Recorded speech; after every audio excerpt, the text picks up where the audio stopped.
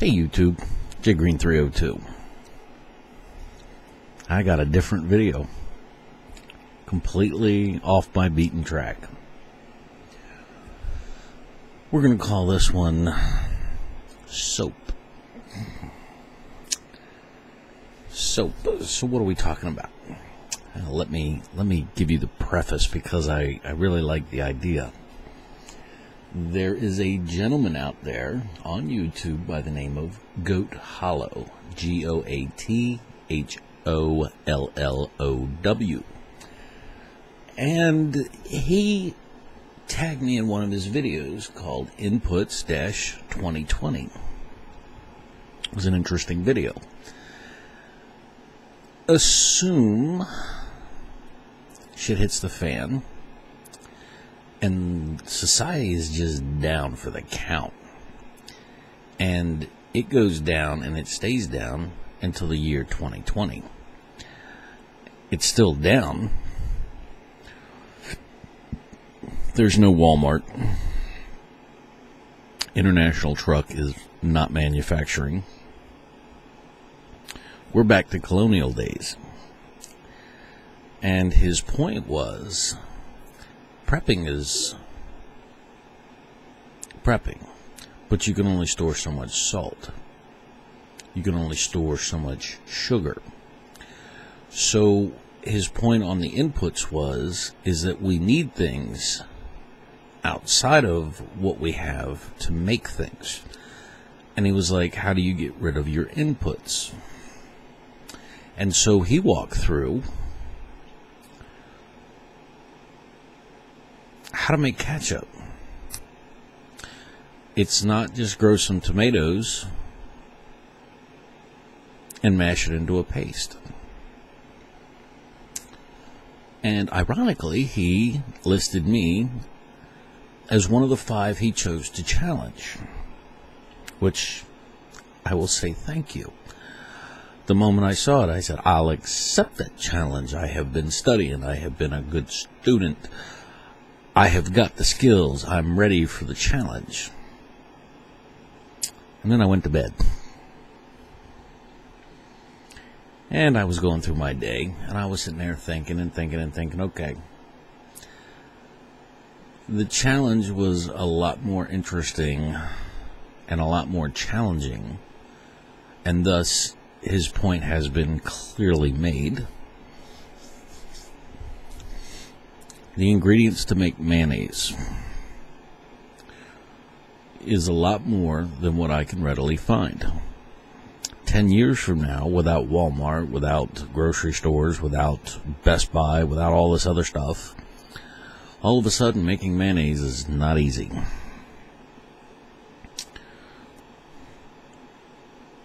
How do you come up with vinegar? How do you come up with a lot of the ingredients necessary when you are living like Dick Bernanke out there in Alaska? If you don't live near the ocean and you don't live near a salt flat, how do you get salt? So he stumped me for a while, because every idea that I came up with kind of came up short. But then I settled on soap.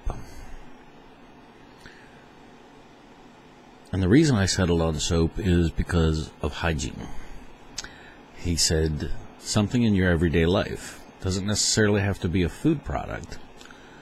And so I try to think about what was important. And soap came up. Dirty kids, dirty people, funky smells,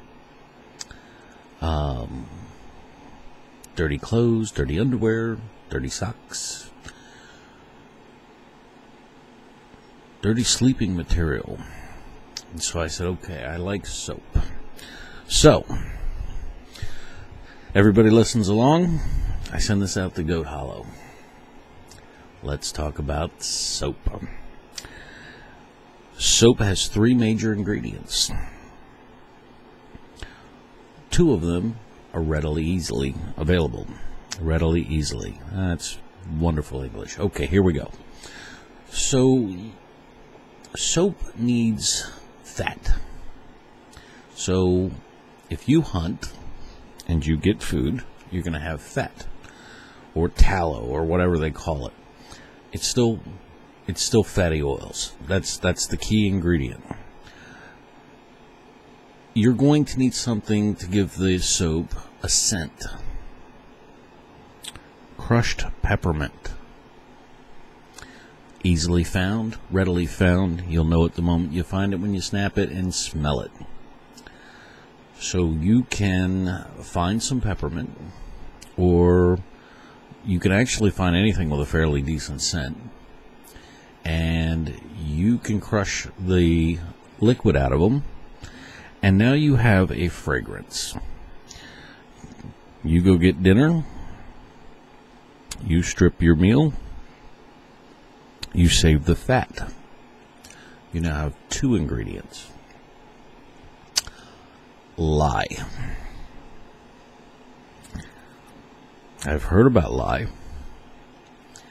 It took a little research to figure out where in the world did lye come from. But here we go. So if you are in 2020,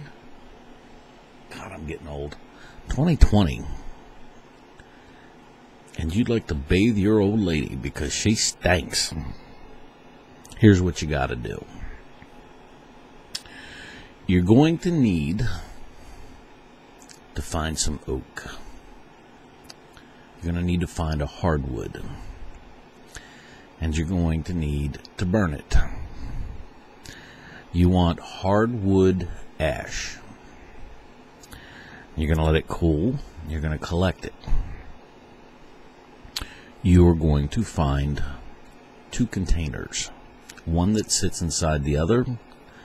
You're going to need some grass or some straw. And you're going to put a layer of grass or straw in the bottom of, say, a bucket with some holes in it. And you're going to spread all that hardwood ash on top of it. If you're smart, or if you have the materials, a bandana, a cloth, anything to act as a filter might be good. Put that in the base before you put anything else down. Again, 2020, I don't know how much materials will be around. But the premise is that you're going to take rainwater and you are going to slowly soak and bathe all that ash. And what you're going to do is you're going to drain it through, and you're going to collect in the second bucket the drain through water. This is lye water, and you're going to repeat this process 3 or 4 times, and it's going to be a trial and error, but you're basically leaching the lye out of hardwood ash is the general premise. And as you bathe through it, it's going to increase its salinity. Is it the salinity? It's basically going to increase the amount of lye concentration in the water. And so you're going to bathe it, you're going to bathe it, you're going to bathe it. The key here, not too strong, not too weak. So how do you know? How do you know when your lye water solution is where you want it? You're going to need a chicken. There are 2 ways to check when your lye is ready. Check 1. When a chicken feather dissolves in your lye water, it's ready. Or if you have a chicken egg. If you put a chicken egg in the lye water and it sinks to the bottom, it's too weak. You need to continue the bathing process.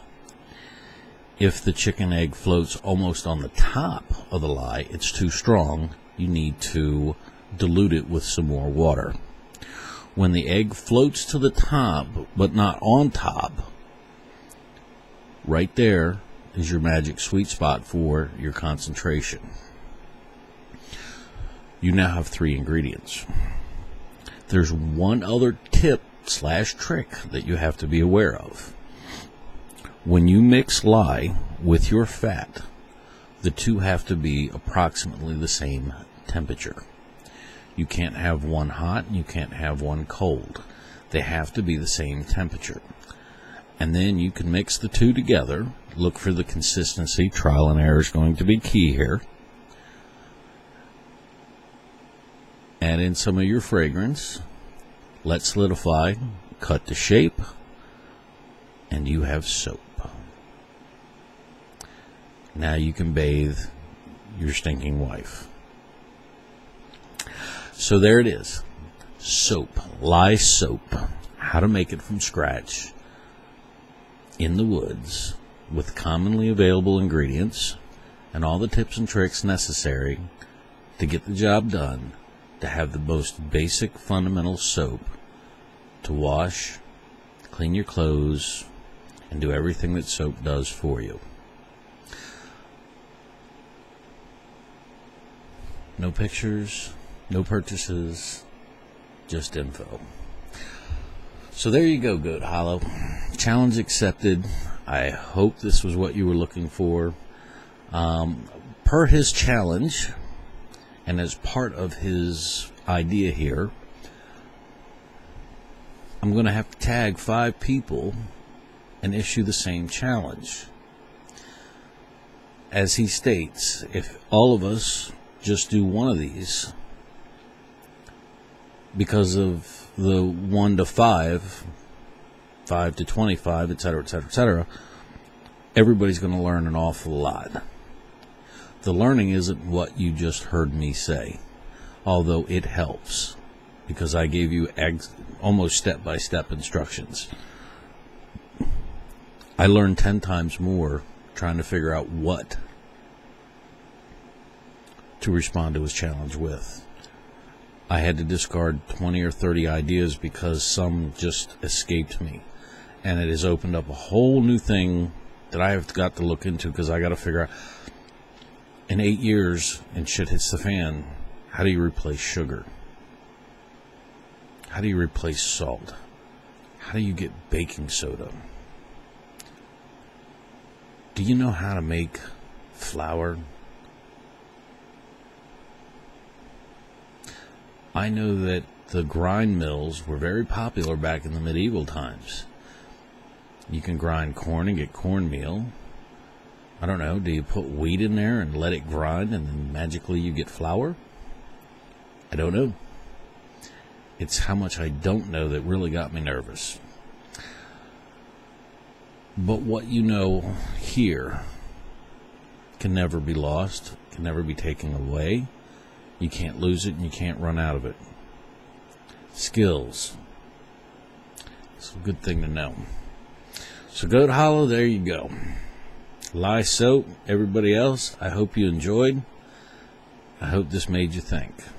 Thanks for the challenge, Goat. Appreciate it.